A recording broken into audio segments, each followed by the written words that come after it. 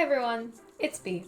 Welcome to the newest video in my Supernatural Sims history series where I will be talking about one of my very favorite supernatural sim types, Plantsims. In case you don't know, Plantsims are basically like normal human sims, but if those humans looked and behaved like a sentient plant with green skin, leaves for clothes and hair, and the ability to photosynthesize and the need for water and sunlight instead of food. Plantsims are one of the oldest supernatural sim types, first being introduced in 2003 in the Sims Makin Magic expansion pack, pretty much like every other supernatural sim type ever. In the Sims Makin Magic, Plantsims are not yet an actual sim life state, just a cosmetic option that could be applied to your sim using the Beauty or Beast charm, similar to how a vampire skin could be applied in the same expansion pack, so your character would look like a vampire but not necessarily behave like one. It wasn't until 2007, when the Sims 2 Seasons expansion pack was released, that Plantsims would become their own life state that actually had a real effect on the gameplay. Rather than a spell or a charm, in this expansion pack, a sim could become a plant sim on accident by, ironically, using too many pesticides on their crops at least 15 times. After becoming a plant sim, besides the plant-like appearance change, the sim's typical motives like hunger, comfort, bladder, or energy all disappear and are replaced with love, water, and sunlight, which I think is adorable. Because realistically, all a plant really needs to grow is water and sunlight, but I guess the main difference between a plant and a plant sim is the need to love and be loved. That kind of makes me want to cry. Actually, that's a little dramatic, but you know, it's very poetic. A plant sim's love motive can be filled through normal social interaction with other sims or by socializing with plants.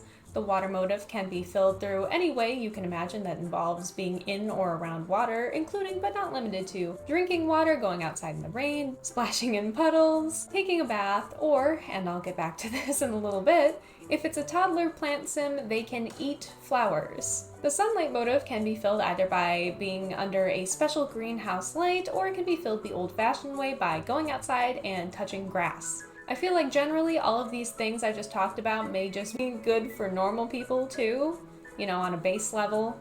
Like, talk to people and go outside and maybe drink some water. Good life advice brought to you by the Sims 2 Seasons expansion pack. As I briefly mentioned, there is such a thing as toddler plant sims. It affects more than just the adults who accidentally become one through the use of pesticides. It's important to mention here that even though there are toddler plant sims, there are no baby plant sims, because most of the time, adult plant sims reproduce asexually like a plant. Plant sims have much shorter lives than normal sims, similar to how actual plants, besides trees usually, have shorter lifespans than humans. This means that they have to be able to reproduce quickly if they plan on doing so at all, and in order to do this, they produce spores which they release from their hair, which is made out of leaves. By clicking the Grow a Plant Baby button, the plant sim will spread their spores and a toddler plant sim will grow from them. There's also an option for a plant sim to have a baby the old-fashioned way, too. But regardless of if both parents are plant sims, the baby will always turn out to be normal. If a plant sim starts its life as a toddler after being produced by spores, they automatically skip the child and teen ages and immediately become adults after they age beyond being a toddler, and then immediately become elders after that, which is part of the reason why the lifespans of plant sims are so short. There are also a couple other downsides to creating a toddler plant sim via spores, including that they cannot go to school or college. Since they skip so much of their lives where they would otherwise be able to build up aspiration points, they get a bit of a boost by inheriting the skills and talents from the plant sims whose spores created them. Essentially, they're clones of the original plant sim that grew them, so they get all of their abilities right off the bat, especially since they won't really have the time to build up any of their own. It's also very interesting to me that if you were to continually keep making generations and generations of plant sims, over time they would begin looking more and more like elves, because toddler plant sims, since they are made through asexual reproduction, take on the general appearance of the ideal plant sim, which is a debug character, which means a character that's not actually in the game but is in the game's files, which sort of acts as the father of all plant sims. So if the toddler gets half of its DNA from the plant sim it's made from, the other half comes from this debug character who looks very much like an elf, and I feel like that's kind of a cool thing to consider if you enjoy thinking or learning about genetics or whatever. Speaking of, here is my weird little personal anecdote for today's video. And it's very much related, I promise. So I was super fascinated by Plantsims when I was a little kid. For the purposes of this story, I was probably around like 9-ish years old, and I had just learned what plant cells were in science class in school, and I was absolutely convinced that making a real Plantsim or a plant-human hybrid was completely possible, because all you'd have to do is take out some of the animal cells that we have, like our red blood cells, and just replace them with plant cells, and voila! You'd have a person who would never have to sleep or eat because they'd be part plant and they could just photosynthesize instead. Easy peasy lemon squeezy, it should be no problem. We could do this tomorrow. Like, it's so easy. Why had no one ever thought of this before? Anyways, I very excitedly told this to my science teacher, and she had to really let me down easy. She disappointedly had to explain to me that this is not actually possible to do, and I was positively crestfallen because I felt like I had just come up with the solution to end most of the world's problems. Very sad day for 9-year-old B. I think I cried about it. Honestly, it wouldn't surprise me. I know I wrote about it in my diary, so that's basically the same thing. Anyways, back to The Sims 2 Plantsims. It's also been speculated that pesticides in The Sims 2 obviously must have the ability to change the genetic material of the Sims that are exposed to them, but not in a way that it would be able to be passed down through normal old-fashioned reproduction, only through asexual reproduction, which is essentially the same as cloning oneself, so whatever bit of genetic material these pesticides are affecting, it must not be the kind that can be passed down to regular offspring, which is why even the babies of 2 Plantsim parents always turn out to be completely normal. If you should decide that being a Plantsim just isn't for you, luckily it isn't permanent, and it can be fixed with the help of Plantophic Potion. Plantophic Potion. That is a very hard word to read out loud. The potion can either be made by a witch sim or purchased from Garden Club NPCs or the matchmaker. Keep in mind if you do this though that every instance of using pesticides beyond that baseline of 15 times increases your chance of becoming a plant sim by 10%. So unless you reset the number by saving, exiting, and then reopening the game, if you were to immediately go and start using pesticides again right after being cured, you'd become a plant sim all over again. I feel like the way the plant sim system works in The Sims 2 in particular is awfully symbolic. I think generally that most people are aware of the fact that prolonged and extensive exposure to pesticides is for sure not good for your health, and I feel like a sim becoming a plant sim by using too many pesticides and then forevermore having to treat themselves like a plant, requiring only love, water, and sunlight to live is a great big metaphor that I feel I'm not eloquent enough to explain, so I'll let you do it yourself in your head. So, going forward in the Sims series, the instances of plant sims, though they do show up in both The Sims 3 and Sims 4 as playable life states, are not nearly as ridiculously complex and thought out as they are in The Sims 2. I feel like generally speaking that sentiment could apply to literally every supernatural sim type in the series, but I feel the need to say it anyways, just in case you haven't seen my other supernatural sims videos, because that's pretty much always the case, for some reason. It's not for some reason, it's, I don't know, the passion meter in the Sims series just really seems to decline after The Sims 2. The next iteration of Plant Sims in the series is in The Sims 3 University Life expansion pack, released in 2013. In this version, a normal sim can become a plant sim by eating a plant called a forbidden fruit, and after eating this fruit, their skin will turn green and their clothes will be replaced with leaves. Forbidden fruit, leaves for clothes, haha, very funny. A little bit on the nose, but I will admit that it is cute. This is not the only way that a sim can become a plant sim in The Sims 3, however. There's also an accidental method, somewhat similar to The Sims 2 version, where if your sim conducts a science experiment while in university, they will have a 20% chance of that science experiment backfiring and turning them into a plant sim by first receiving the Botanitis minoris moonlet, which after 4 hours becomes permanent if left uncured. Sorry if I butchered that. I don't speak Latin, obviously. Hi, it's Editing B. I realized during this section that I made it sound like it was deceptively simple to become a plant sim in The Sims 3. And it's not that it's complicated, but it can be kind of convoluted and take a really long time because it involves you leveling up your gardening skill and your science skill. The problem with getting the forbidden fruit seed is that you can't purchase it. So I'm going to tell you the fastest way you can get this done based on my own trial and error and being really impatient. So this is the method that I came up with to get around this. You're going to go to the science building. Doesn't doesn't matter if it's on a university campus or not. When I did it, it was. And you're going to sign up to be a test subject in a science experiment. You can do this as many times as you want. It doesn't close at night. So if you make your needs static for your Sims so they don't get sleepy or hungry or anything, you can just have them keep going, because there's always a 20% chance that they will turn into a plant sim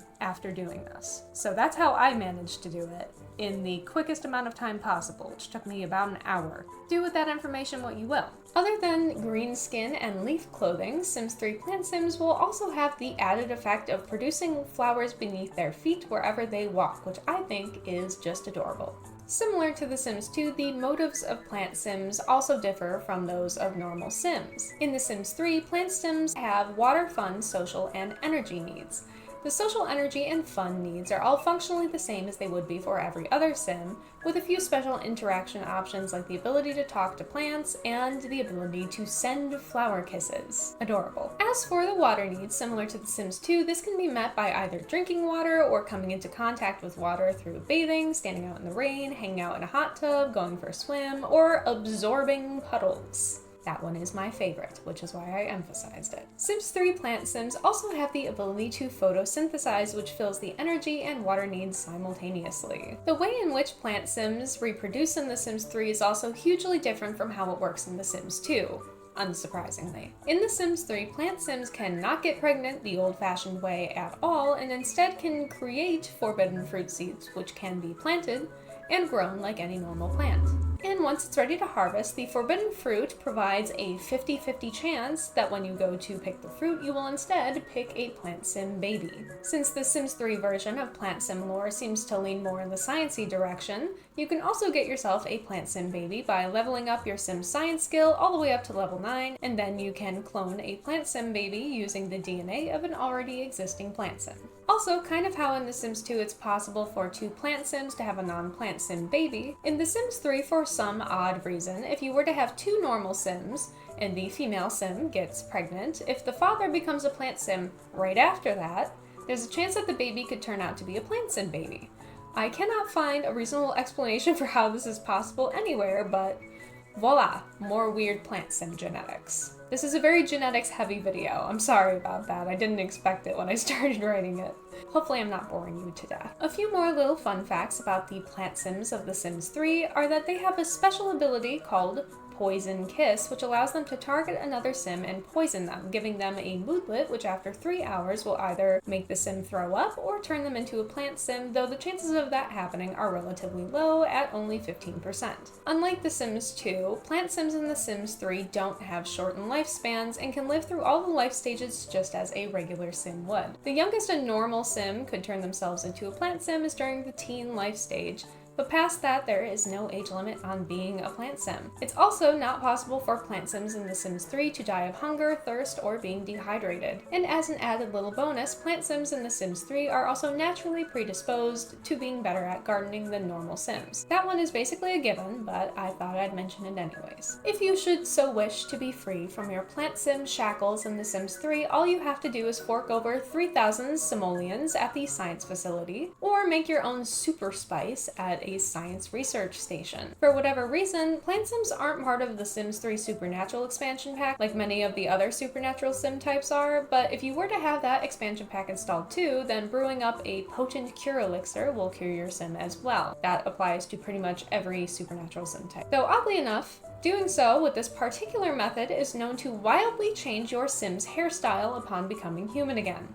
I have no idea why. I feel like I've said that a lot this video, but I honestly have no idea why some of these things happen. I do love it though. It's very quirky. The most recent iteration of Plantsims in the series was part of the Sims 4 patch 49 released in 2017. In this version, becoming a Plantsim is only temporary and could be done through participation in the Plantsim challenge event. During this challenge event, Sims must first collect 7 magical beans, which all bear the name of a different disposition, like flirty or sad or angry, and could be obtained obtained from randomly occurring Plantsim NPCs which appear in the neighborhood. Your sim has to make a call to the challenge coordinator, who will give you a magical stump in which you will place your magical beans. After watering, it will grow into a mystical magical bean portal tree, which your sim can walk through. There, they will find the forbidden fruit, the very same as in The Sims 3, which they can eat, and afterwards they will become a Plantsim, but only for 5 days. Personally, I feel like this is an outrageously big letdown for one of the longest existing supernatural sim types in the series. Like, way to drop the ball, Sims 4, not like I'm surprised. Personal gripes with The Sims 4's terrible execution of everything ever aside, since the time-limited event has gone and passed so many years ago now, your options for becoming a temporary plant sim in The Sims 4 these days include obtaining the magical beans through rare seed packets, which become available to your sim when they reach a level 10 gardening skill, and then you can purchase the magical stump in which you can place your magical beans in build mode. Other than giving your sim the typical plant sim appearance temporarily, the Sims 4 version of Plantsims replaces your sim's bladder and hunger motives with water and sunlight motives,